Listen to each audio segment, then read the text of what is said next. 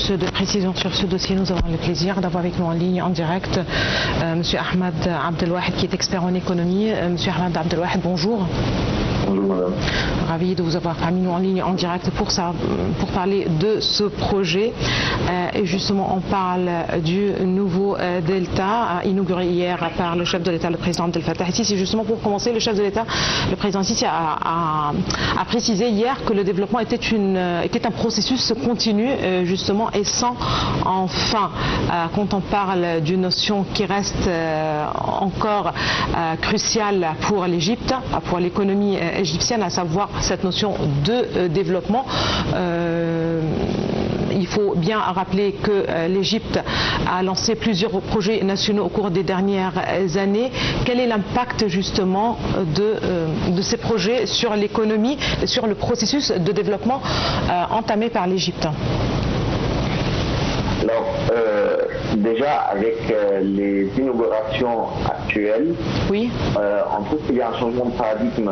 En présence du président Sisi, on consacre une transformation qui est évidente, qui est la sécurité alimentaire pour une priorité nationale absolue. Oui. Vous savez bien que dans ce contexte international actuel, on trouve une indéniable instabilité des marchés et des crises géopolitiques. L'État égyptien, elle cherche ainsi à réduire sa vulnérabilité extérieure, oui, en construisant une résilience interne et durable. Sur l'impact économique, on peut parler du moins évident au plus évident. Très Déjà, bien. avec les projets actuels, on cherche à créer de la demande interne en fournissant 2 millions de jobs pour le peuple égyptien, qui est une relance évidente pour la demande interne. Mais si on cherche à connaître la raison d'être de ces projets-là, c'est de créer une sorte d'autosuffisance partielle pour les produits agricoles les plus importants. Très bien. Avec un tel projet, de nouvelles terres sont ajoutées justement à la surface agricole de l'Égypte. Et il faut bien marquer qu'il s'agit aussi de projets comme Sharq al-Awainet, comme le Sinaï, comme en Haute-Égypte. Donc tout un processus de développement en matière agricole, si vous le voulez bien. Et comme vous l'avez aussi précisé, il s'agit d'essayer au moins de parvenir à l'autosuffisance alimentaire. Le chef de l'État, le président Sisi, a précisé hier que c'était tellement difficile d'y arriver, mais que c'est un processus, encore une fois, et qu'on est bien sur la bonne voie. Quand on parle de terres qui ont été rajoutées, on parle aussi de cultures ciblées, de nouvelles cultures qui sont introduites justement à travers un tel projet. Alors, les défis, c'est avec les modes d'irrigation. Vous savez très bien que pour assurer l'irrigation de ces projets-là, oui, on avait créé 19 stations de pompage qui assurent la réutilisation de drainage agricole par un processus de traitement tertiaire. Parce que l'Égypte, comme beaucoup de pays, est face à une crise de rareté de l'eau. Et du coup, ce que l'État égyptien essaye de faire, c'est d'assurer une gestion optimale de ces ressources hydriques, oui, pour assurer par voie de conséquence la sécurité agricole.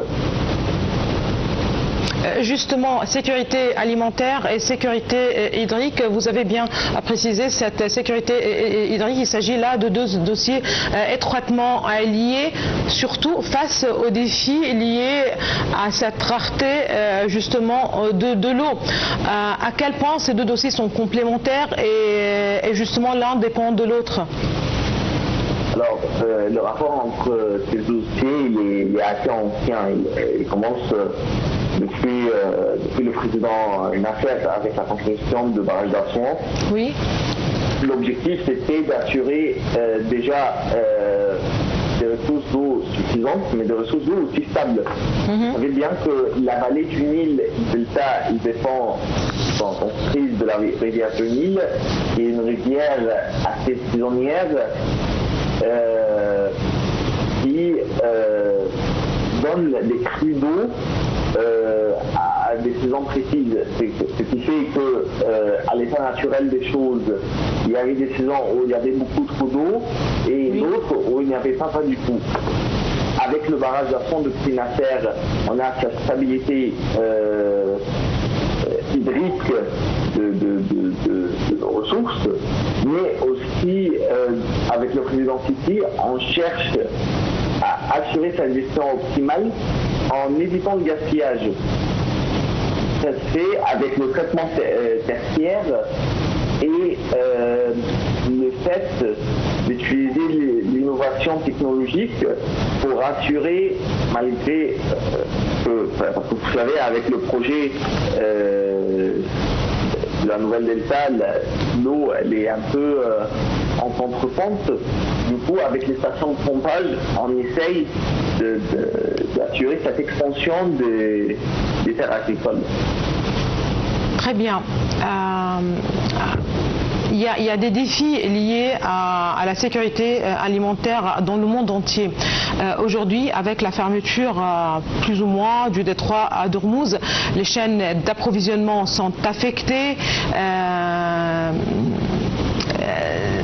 Quel est l'impact justement de tels projets, encore une fois, sur la sécurité alimentaire d'un pays comme l'Égypte? On sait bien que la facture de l'importation est assez importante. L'Égypte a besoin justement de courir à la devise étrangère pour assurer ses importations, alors que les exportations de l'Égypte augmentent. Il faut bien le rappeler, l'Égypte s'est même lancée dans la production agricole de certains produits, entre guillemets, comme des fruits par exemple, qui ne figuraient pas, si vous le voulez bien, dans la liste de l'Égypte, comme les mûres qui sont aujourd'hui sur les marchés européens. Même si ce n'est pas une production très importante, mais ça fait partie quand même, voilà, c'est un petit projet qui commence peut-être à se lancer. Si ce n'est pas dans un cadre national, c'est via le secteur privé au moins. Alors, on peut répondre à votre question d'une manière plus générale. Oui, si vous... Il est vrai que l'Égypte, depuis son intégration dans les chaînes d'approvisionnement internationales, elle dépend de ce qui se passe de tensions extérieures. Vous avez fort bien mentionné les crises liées au détroit d'Ormuz avec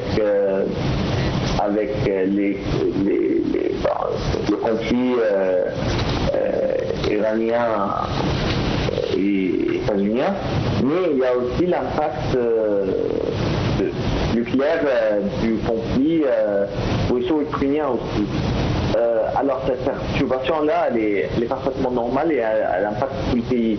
C'est un peu le produit de la mondialisation. Ça, on ne peut pas faire grand-chose.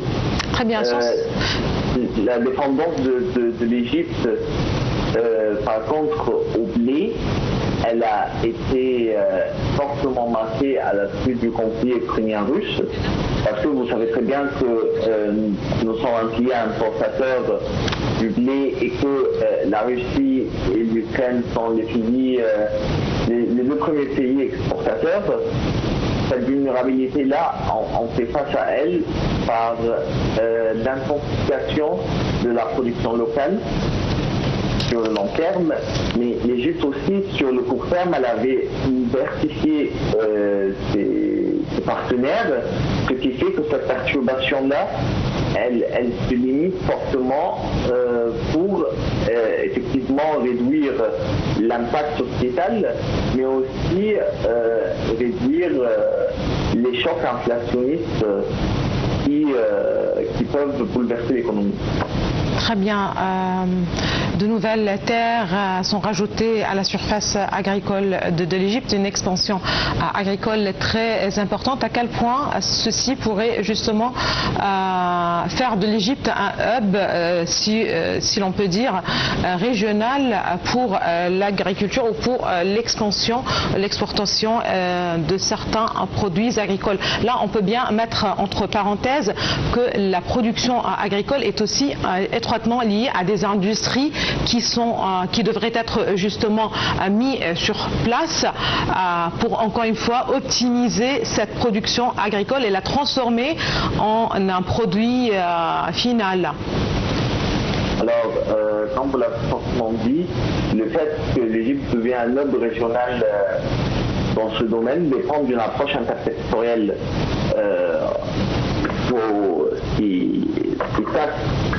mais il faut adopter une approche à favoriser l'industrie agricole en construisant les routes suffisantes entre les terres et les usines, mais aussi pour assurer un produit final qui est conforme aux standards internationaux. Oui, je parle d'industrie, par exemple, comme la tomate, on parle de sauce de tomate, pas par exemple les fruits en jus ou autres. Alors, je pense bien ce que vous êtes en train de dire, oui. Mais comme il a dit le président Sisi, malheureusement, nous venons de commencer et c'est un long processus qui prend du temps et qui dépend aussi du secteur privé. Oui. Déjà, il faut comprendre que les hommes d'affaires, ils doivent jouer le jeu et il faut continuer à procéder à aller au-delà des infrastructures étatiques pour créer un environnement propice aux croissances économiques de l'Égypte en général. Très bien. Vous avez bien mentionné le secteur privé. Il y a 150 entreprises qui participent justement à ce projet, qui font part, qui ont fait partie, si vous le voulez bien, au lancement de ce projet. D'autres une centaine, peut-être un peu plus d'entreprises aussi supplémentaires, indirectement liées aussi à ce projet. Une place aussi importante accordée au secteur privé. Oui, alors la place accordée au secteur privé est assez cruciale parce que c'est au secteur privé d'utiliser les infrastructures étatiques, oui. Mais aussi c'est à lui que revient la règle pour améliorer la productivité et de respecter les normes internationales et ce secteur privé en attirant aussi des investisseurs étrangers qui vont renforcer la compétitivité de l'Égypte pour faire du pays un hub dans le domaine agricole. Très bien.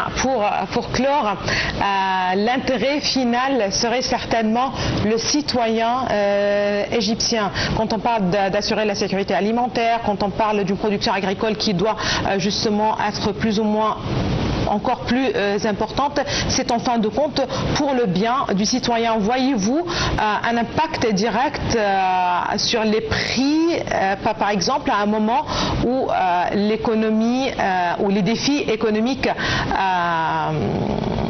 touchent le monde entier? Alors pour le citoyen égyptien, pour lui, s'il doit avoir un sentiment après cette inauguration-là, ça doit être un sentiment de soulagement et de confort. Normalement, sur le plan interne, ces projets ont un impact direct. Oui. Et dans un premier temps, de la priorité à la sécurité alimentaire.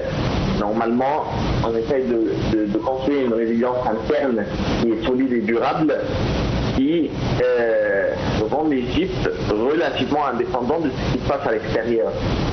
Mais il y a aussi le développement économique, parce que ces projets-là, si il y a un excès de production, on peut espérer transmettre cet excès-là à l'extérieur par voie d'exportation.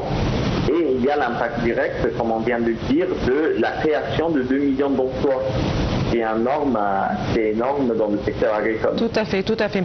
Je vous remercie infiniment, M. Ahmed Abdel Wahed, vous êtes expert en économie. Merci beaucoup pour toutes ces précisions.